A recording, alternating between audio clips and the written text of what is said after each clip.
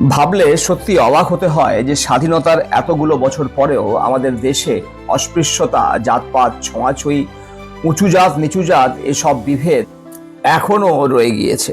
পশ্চিমবঙ্গের মতো একটি রাজ্যে, যেটিকে তথাকথিত প্রগতিশীল রাজ্য বলে ধরা হয়, সেই রাজ্যের পূর্ব বর্ধমান জেলার গীদগ্রামের গীধেশ্বর শিব মন্দির, যা প্রায় 200 বছরের পুরনো বলে মনে করা হয়, সেই শিব মন্দিরে দশকের পর দশক ধরে দলিত সম্প্রদায়ের মানুষদের প্রবেশাধিকার নেই। এই গ্রামে 130টি দলিত পরিবারের বাস। এই পরিবারগুলির সদস্যদের জন্য এই শিব মন্দিরে প্রবেশ নিষিদ্ধ। গত 28শে ফেব্রুয়ারি শিবরাত্রির আগে দাসপাড়ার বাসিন্দারা এই ঐতিহ্য ভাঙার সিদ্ধান্ত নেন এবং ব্লক উন্নয়ন কর্মকর্তা মানে বিডিও, উপবিভাগীয় কর্মকর্তা মানে এসডিও এবং পুলিশকে চিঠি লেখেন। গত 28শে ফেব্রুয়ারি এসডিও এই গ্রামের বাসিন্দাদের নিয়ে মন্দির কমিটির সদস্য, বিধায়ক, বিডিও নিজে উপস্থিত থেকে এবং পুলিশ প্রশাসনকে নিয়ে একটি সভা করেন। সেই সভায় একটি প্রস্তাবও পাশ করা হয়েছিল, যেখানে বলা হয়েছিল আমাদের সংবিধান অনুযায়ী বর্ণ বৈষম্য নিষিদ্ধ, সকলেরই পূজা পাঠের সমান অধিকার রয়েছে। তাই এই গ্রামের দাস পরিবারদের, যারা দলিত সম্প্রদায়ভুক্ত, তাদেরকে এই গীদগ্রামের গীদবার শিব মন্দিরে প্রবেশের অনুমতি দেওয়া হবে।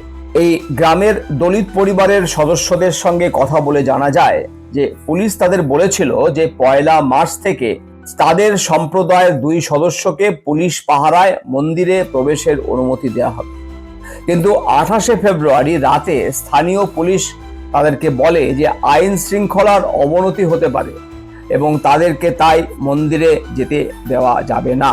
স্থানীয় বাসিন্দারা আরো বলেন যে আমরা তাদের সাথে লড়াই করতে পারি না। গ্রামে 1800 জনেরও বেশি পরিবার রয়েছে এবং আমাদের সংখ্যা মাত্র 130। আমরা প্রশাসনের পক্ষ থেকে কিছু করার জন্য এবং এই বৈষম্য অবসানের জন্য অপেক্ষা করে রয়েছি।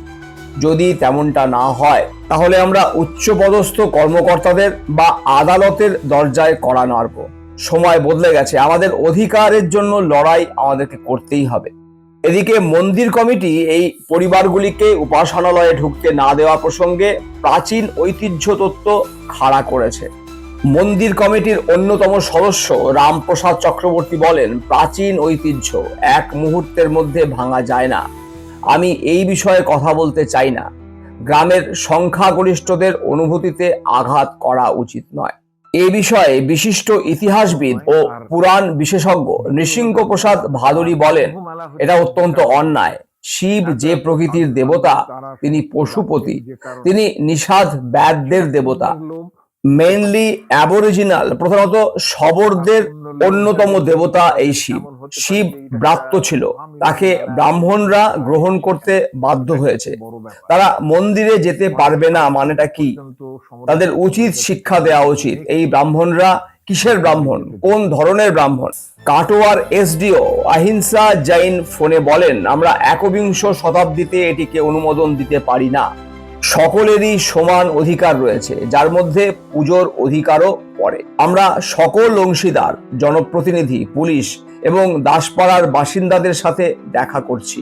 তাদের মন্দিরে প্রবেশের অনুমতি দেওয়ার জন্য একটি প্রস্তাব পাশ করা হয়েছে। তবে আইন শৃঙ্খলা পরিস্থিতির কথা মাথায় রেখে আমরা শান্তিপূর্ণভাবে সমস্যাটির সমাধান করার চেষ্টা করছি এবং সকল অংশীদারদের সাথে কথা বলছি। এটা সত্যিই অত্যন্ত লজ্জার যে আজও এই ধরনের বৈষম্য আমাদের সমাজে দেখা যাচ্ছে। জাতি, ধর্ম ও বর্ণের ভিত্তিতে এই ধরনের বিভেদ একদমই কাম্য নয়। যত আমরা এই ধরনের বিভেদের জালে নিজেদেরকে জড়িয়ে ফেলব, ততই আমরা পিছিয়ে পড়ব। এই বিষয়ে আপনার মূল্যবান মতামত জানান কমেন্ট বক্সে।